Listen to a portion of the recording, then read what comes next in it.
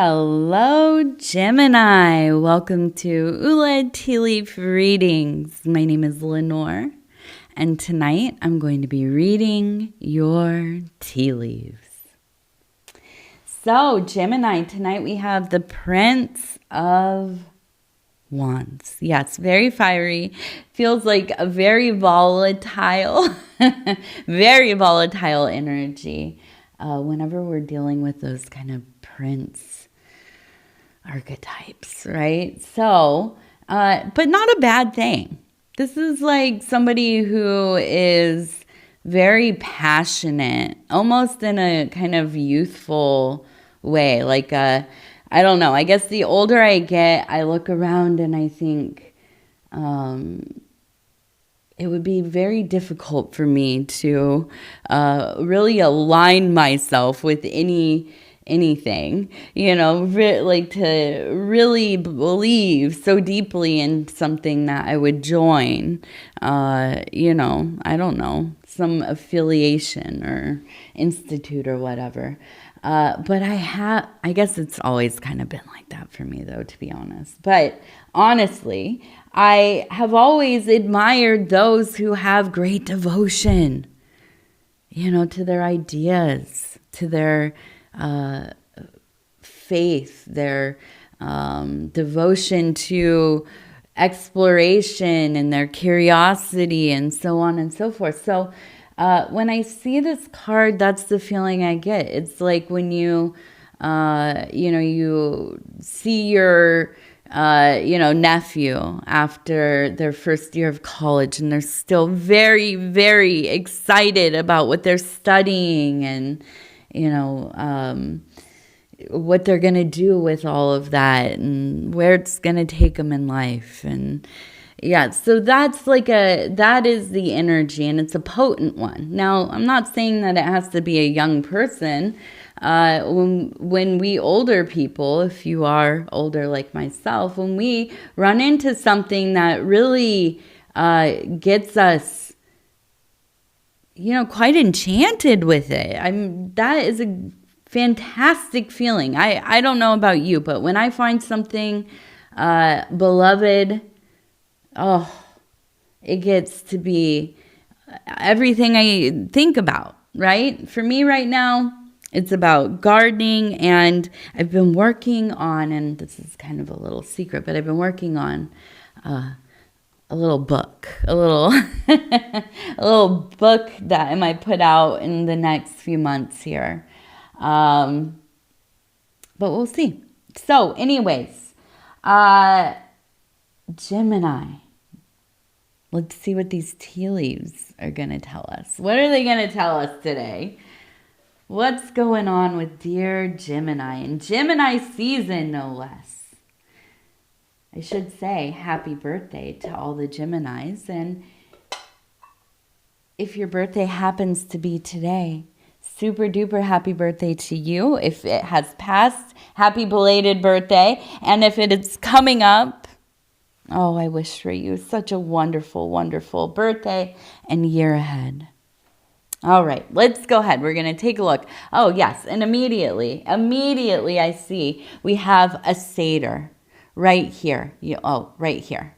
Yes. So what is a satyr? Now, it's like Pan. Have you seen the god Pan? Half human, half goat. Very kind of hairy. If you've ever read or watched any of the Lion, the Witch, and the Wardrobe books, we know that there's that, I don't know his name. I'm going to be honest, I don't know the name. The guy that's like a goat and a humanoid goat, right? And so we have this energy, and what does it mean? Oh, it's such a potent one. Not unlike this card. It is about the lust and ecstasy and desire and belovedness of summer, connection. If you can imagine going out to the forest and finding the clearing where they're having a big bonfire and they're playing their pan flutes and drums and dancing wildly in ecstasy and so on and so forth. This is the energy. And so we have that fire stirring in you, Gemini. It is rising. It is becoming, quite ferocious. And this is the fires of creativity, that force that flows through all things, bringing life, animation. And so I see this being probably the biggest energy that you have going on right now. Now, over here we have, the volcano. So this really does confirm to me this is a volatile time energetically, but also very much emotionally. So when you get into these places of feeling like you're having these kind of like high highs, right? You're very, very connected. You feel like, there is this like cosmic consciousness, this collective unconscious, this everyone being kind of, energetically wired together. And then at the same time, right, you become almost kind of overly aware, or maybe even kind of sensitive to any little problem or criticism or something kind of going wrong, or perceiving it to be going wrong. And so I feel like this is kind of our little reminder that, we know how it feels to be in this place because we've been here before, right? And we'll be here again. So just the kind of temper self, right? To find that balance. And before there is a reaction, even if there is that kind of swelling emotional feeling, and it could be glee, it could be anger, it could be rage, it could be annoyance, or, just this simply I give up, right? To feeling this overwhelming defeat. I give up.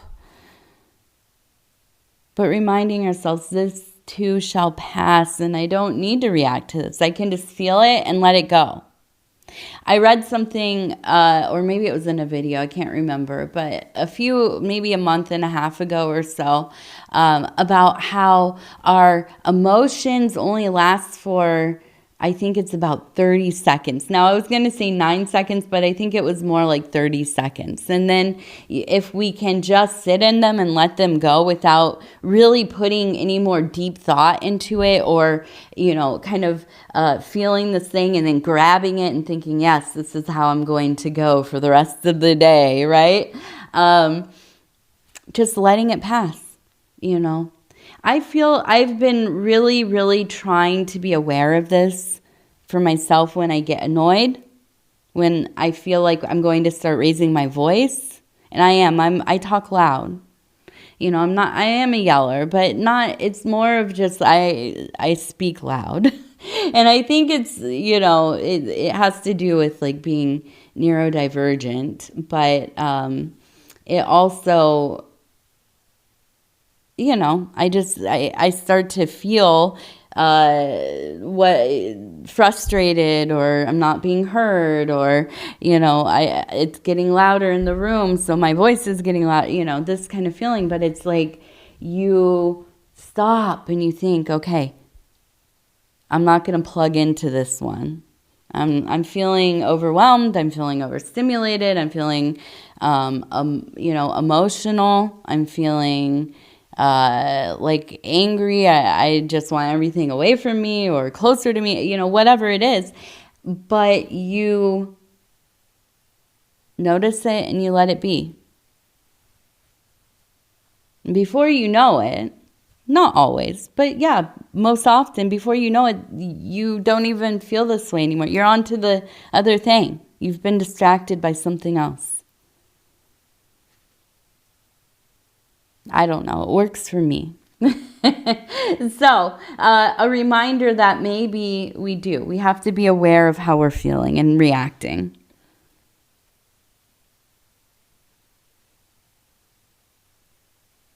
So I do feel like there is a project, and I think it has to do with the household. So I see you needing to, but also wanting to do a project of some kind, maybe like a house renovation type of deal. Maybe you're fixing something that has been in disrepair. But I feel like this is going to be another big focus this next period of time. Okay.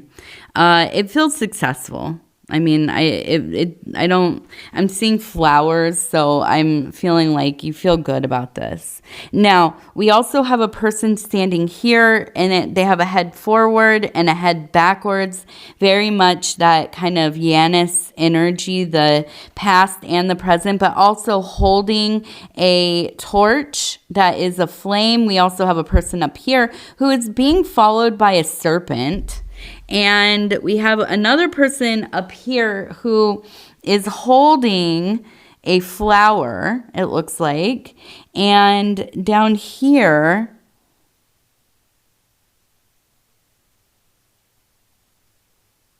we have another person holding a flower up. And you can see here's the flower. Here's the head of the person and their arm up. It kind of reminds me of the stance of the Fool. But then we also have the head of a pig here. You can see the mouth, the eye. Here's the snoot. Okay, so we have the pig. So we have kind of a real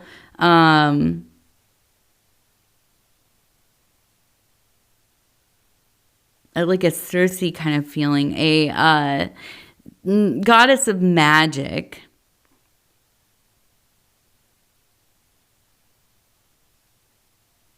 So I do feel like you're going through a period of revealing, and that's why we have that serpent kind of following behind. It is knowledge, right? And at times I think, we can start to study something or practice something, and it can feel overwhelming. And I think that's really the energy of, I don't know if I'm ready to see this yet. But I don't really see you staying in that posture for long, because we do have that torchbearer, which is very much like the hermit, right? Holding the lantern of illumination. So going forward into that darkness to find, right, what is within the mystery, what is the mystery, and moving forward. But also keeping your head about you, because you have that past and present. You have a lot of wisdom, because you have been through some pretty serious ordeals in your life. So you're not a naive person by any means, but I do see you moving forward. And even where it might feel like you are quite alone in this, like you are the only one doing this work, and you maybe feel like you lack community at times or anybody to really understand. I see very soon coming up that you will encounter a very divine, let me emphasize, very divine feminine consciousness that will be present in a physical person. So it doesn't matter if it's a man or a woman or identifying otherwise. And I just say that because I don't, there are so many gender identities. I just, I don't mean to other anybody, but I'm not going to go through all, all the main ones and then leave out some. Okay, so here we go. But you will meet somebody that has this powerful, and here's the thing, they're going to feel very intuitive, almost like they can just read people's minds, right? And I just keep seeing the eyes as being almost like oceans of fire, if that makes sense. Not in a scary way, And I know how that sounds, not in a scary way, just very passionate, like a burning within them. And I feel like it's like game recognized game, right? Like recognize like. You see in them what you know is within yourself. And so this is a kindred being. This is a kindred being. And this will be one of the great meetings of your life. This will be one of the great people of your life. Now, if that means that you walk together for a long time, or if it's a brief, two ships meeting in the night, passing by in the night, whatever it is, don't run into each other. But I see this as being very powerful, and you will recognize it. Okay. Now, we also have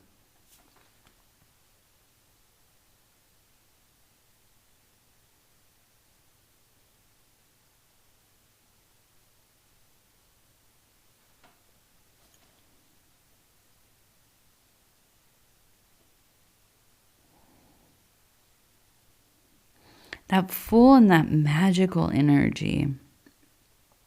The Fool and the Goddess of Magic meeting. So it's very kind of like this almost trickstery energy. We also have a person standing here with an apparition, or maybe like a guardian angel. So I almost kind of feel like, and we have, look at this butterfly up here. I almost kind of feel like this is like kind of on the nose. It's almost like to do this magic, to get into a place where you are really fully not only doing the ritual, but also experiencing something that's perceivable, right? Because so much of magic it's not tangible. It doesn't necessarily occur in the physical space, but at times, right, it does cross over. And so I do feel like this is the development of a very powerful thought form, or kind of a manifestation of a guiding entity, something that you are communing with, if that is consciously or intentionally or not. I do feel like this is an intelligence that is very protective of you and very close to you. So I do feel like in this next period of time, this kind of it's almost like spiritual whimsy, or not taking things too awfully seriously, having some fun with it, enjoying yourself. This is going to help you unlock those deeper movements in your magic, okay? And that will bring it, I think, very much to the surface, okay, where you are seeing glimpses of it within your waking life, okay? So maybe visions, maybe actual apparitions or visitations. Everything about this reading feels very potent to me. Now, let's take a look over here.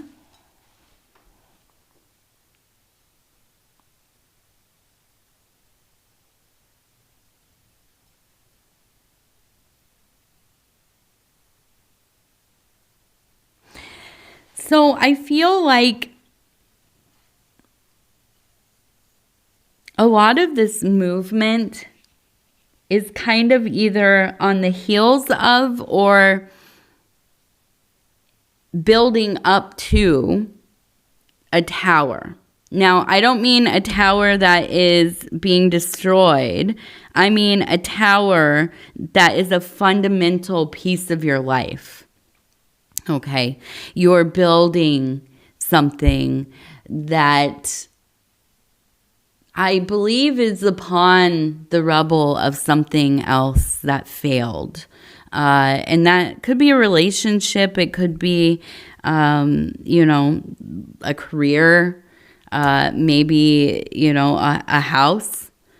Maybe, you couldn't keep the house, or, it just financially was a better decision to sell and move, or maybe, find rent that's a little cheaper, or whatever it is. But it feels like there is this shift where you're being much more connected to that higher thinking with your physical world. So I think you're in a very grounded state of mind, but with all this fire energy as well, motivating you to make the changes that you know that you need to. So if you are, or if you already have begun the work on this, I see this being a time where there was anxiety and worry, and yeah, there still will be, of course, but I think that a lot of that has been quieted by being proactive. And also seeing that you're building something even better than the last. And I think that's the big takeaway for me here, is that this is so much stronger than whatever was before. Okay? Now, we also have the number 20, if that means anything to you, and the number 7. Okay? Now, we also have, and it looks like at a golf course with the little, what's the flag? The little flag on the greens. Is that what it's called? The greens, right? I don't know. I only know golf from playing video game golf. I mean, I've seen golf, obviously. But yeah. So we also have, it looks like the ball flying this way. So I'm going to go with the most obvious, the hole-in-one. So I feel like whatever it is that you are trying to manifest right now, whatever it is in this moment, on this day when you are watching this is the time to really put your intention into the thing that you're trying to manifest. Because I do feel like it's going to be successful. Everything is aligning in your favor right now. All right, let's go ahead.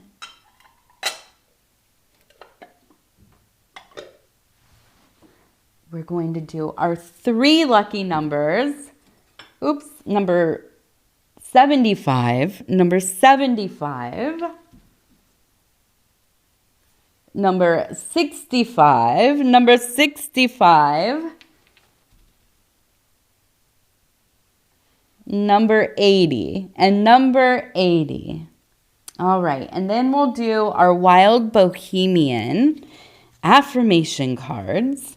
I'm just going to go ahead and flip through and stop where it feels right. These little fairies, how beautiful. I love this deck so much. Number 5. There we go. Number 5. I am here. Your creative self-expression vivifies others. Your life is for sharing with pure joy. Beautiful.